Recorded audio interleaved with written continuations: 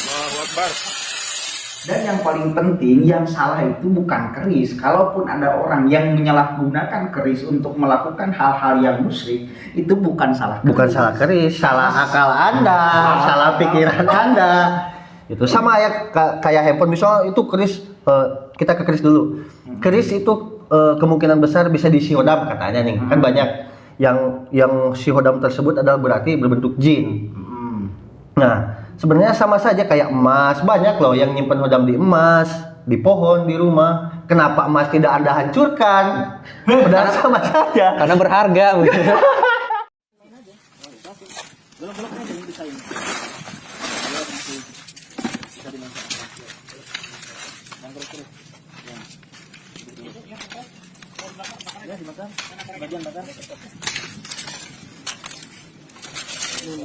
Ini sarungnya tadi mana? Posisi ini. Sarungnya. Ini dia sarung. Direntem dulu. Ini yang dianggap sakti. Kita mau buktikan kesaktiannya dengan cara apa? Biasanya yang masih dianggap sakti dan menganggapnya mudah-mudahan Allah berikan hidayah. Bismillahirrahmanirrahim. Ini juga yang dianggap sakti oleh perdukunan oleh orang-orang yang sakti.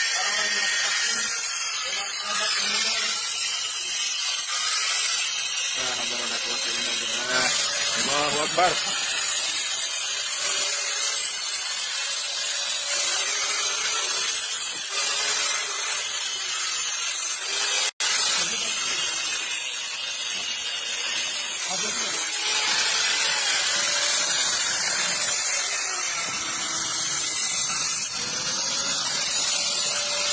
Kalau orang-orang pelaku syirik satu corak dia nyuci keris. Kalau perukiah dia bantai.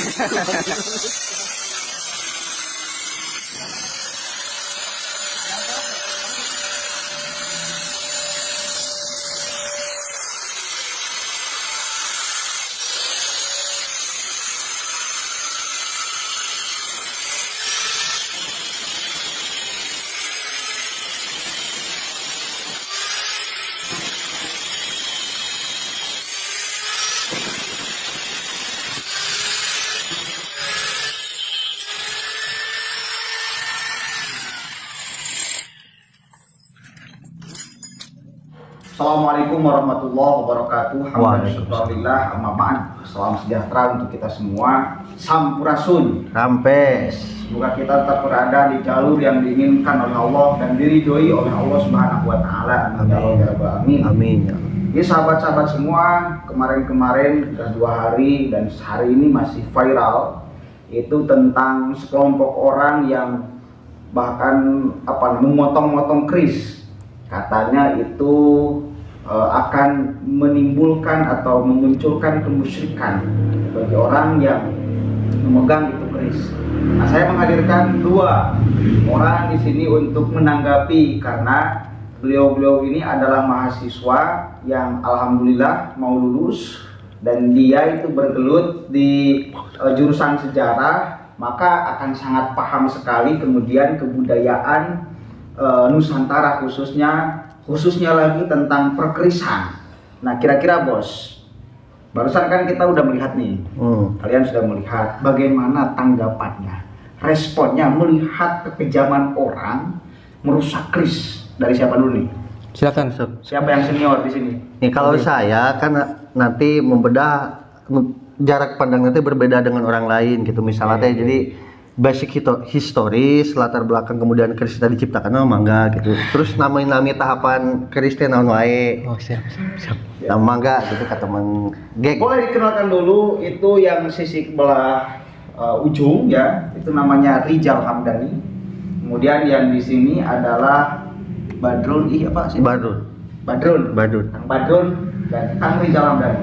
Monggo Kang Rijal Hamdani untuk menerangkan kekecewaan Anda tentang sekelompok orang itu. Ya, setelah saya melihat tayangan video yang tadi diputar tentang penghancuran keris ya oleh sekelompok orang gitu kan, menurut saya itu tindakan yang sangat sia-sia, percuma gitu. Kriminal. Karena apa masalahnya gitu kan dengan keris? mungkin Kris punya agama sehingga Kris bisa muslim. Ya kalau gini, ada beberapa hal dalam filosofi Kris, khususnya itu di dalam makna filosofi di Jawa gitu kan. Berarti Kris punya itu kan banyak rupa tuh Kris tuh. Iya. Apa ya simbol filosofinya itu? Oh, ada Pak, ada. Oke, terangkan Pak. Salah satunya itu simbol bronjol, Kris bronjol gitu kan. Kris bronjol. Kris bronjol itu kan mempunyai sebuah makna itu keluar dari permasalahan. Nanti dulu.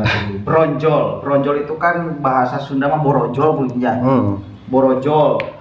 Jadi saya kira gini Pak G. Kalau misal seperti itu berarti percaya kepada Kris bahwa Kris itu bakal menuntaskan permasalahan. Enggak juga sih. Enggak juga. Atau gimana kira-kira? Ya itu mah cuma hanya filosofi saja, sebuah lambang gitu kan, lambang, simbol. Saja. Bukan berarti Simbol. Kris itu dianggap sebagai penyelesai persoalan. Enggak. Ya, berarti itu hanya simbol ya. Hanya Itu simbol. Ya kalau ada orang yang mempercayainya gitu kan, ya itu harus diedukasi mungkin. Diedukasi kalau mungkin. orang berislam, kalau orang Islam harus diedukasi bahwa tidak ada yang punya kekuatan benda apapun, bahkan makhluk apapun ya tidak ada la haula wala quwata illa billah, yang punya kekuatan adalah Allah. Bahkan ada lagi Pak, satu lagi itu makna filosofi Kris namanya Kris Tilamsari, itu melambangkan keluarga sakinah mawaddah warahmah. Sakinah mawaddah warahmah. Itu bagaimana? Itu menurut pandangan Anda gitu kan, sebagai seorang yang ustadz gitu kan, memandang bahwasanya ada percampuran gitu kan dengan enggak mungkin hal itu. Mungkin gini Pak Geng. Kan di orang-orang yang lagi nikah itu kita melihat ada sebagian orang yang memakai kris, benar nggak? Ya mungkin itu sebuah simbol harapan bukan berdoa kepada kris, tapi kris menjadi simbol supaya mudah-mudahan dengan adanya filosofi kris ini menjadi sama-sama membantu doa katakanlah agar supaya hidup di rumah tangga dengan sakinah warahmah mawaddah warahmah kan gitu. Iya, seperti itu.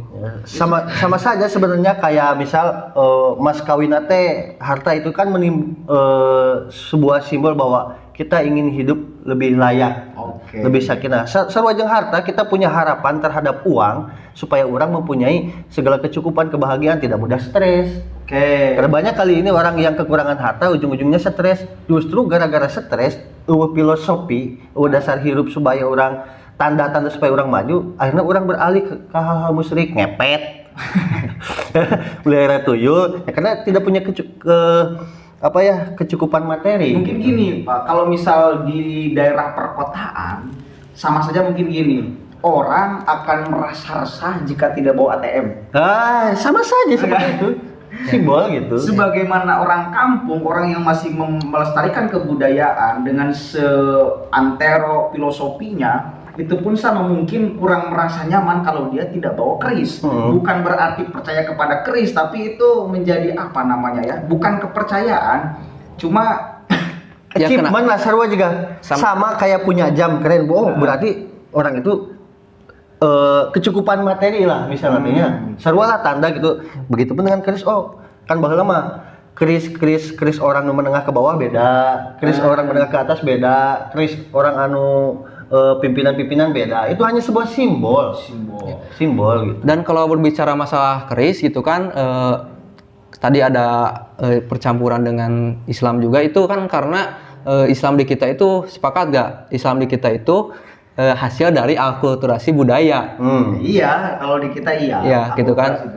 Jadi wajar kalau misalkan masyarakat kita itu masih ada yang memelihara keris, terus kemudian berbau unsur-unsur kebudayaan yang sebelum Islam gitu kan, tapi tidak mempercayai benda itu sebagai penyembuh kebudayaan. Ya seperti itu. Sebetulnya sama saja dengan obat, dengan ATM katakan, ya sama saja. Kalau misalnya kita percaya kepada ATM, kepada obat itu bakal menjadi penyembuh, lepas, tidak sadar akan bahwa kuasa Allah yang menyembuhkan, maka ya sama Tetap saja saja. dengan musyrik. Kita kan ada musyrik itu kan ada beberapa macam, ada musyrik yang khofi, syirik khofi, ada syirik jali. Syirik khofi itu syirik yang tidak terasa bahwa kita melaksanakan kesyirikan, tapi kita tidak nyembah uang, tapi kita merasa resah ketika kita tidak punya uang. Tidak Itu percaya syirik diri. khofi, itu syirik khofi, sama saja sebetulnya. Cuma kan kemudian ini ada nilai filosofi yang cukup dalam, kemudian di dalam melestarikan kebudayaan ini yang paling penting saya kira, bahwa ini adalah kebudayaan Nusantara yang mestinya dijaga dan dirawat. Iya, bukan di Gurinda tadi. Bukan di Gurinda, siapa? Bukan di Gurinda. Sebenarnya dulu itu kan keris teh sebagai senjata alat bela diri. Iya. Nah kalau sekarang kan ada golok, ada pistol, ada latihan bela diri, kekuatan, sama-sama saja sebenarnya gitu. saja. Cuman Syariat.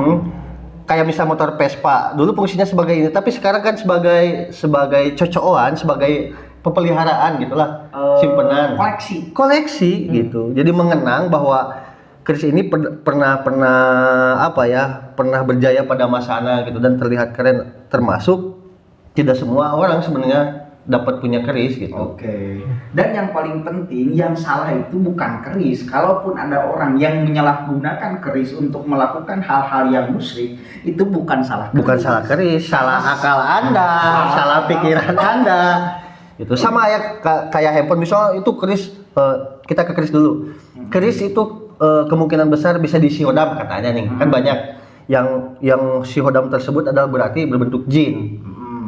Nah, sebenarnya sama saja kayak emas, banyak loh yang nyimpen hodam di emas, di pohon, di rumah. Kenapa emas tidak Anda hancurkan? Padahal sama saja. Karena berharga. Kenapa pohon tidak Anda hancurkan gitu? Bahkan kalau misalnya kita ngomongin lebih musyrik itu termasuk ketika kita selalu ketergantungan terhadap uang. Oke. Kata Sujiwo Tejo, menghina Tuhan itu tidak perlu menginjak-injak Al-Quran, membekal Al-Quran. Anda besok takut tidak makan, itu sudah menghina Tuhan. Karena memang itu adalah janji Allah yang tidak akan kemudian dusta, saya kira. Rezeki itu ya ditanggung Allah. Cuma tetap ada syariat pula. Saya kira itu adalah hanya syariat saja, bukan kemudian keris yang menyembuhkan, keris yang menghasilkan uang, bukan. Itu simbol saja. Ada apa lagi? Terus ada keris apa lagi, geng? Banyak sih, Pak. Tadi kan dua, ada tadi apa? Tadi teh?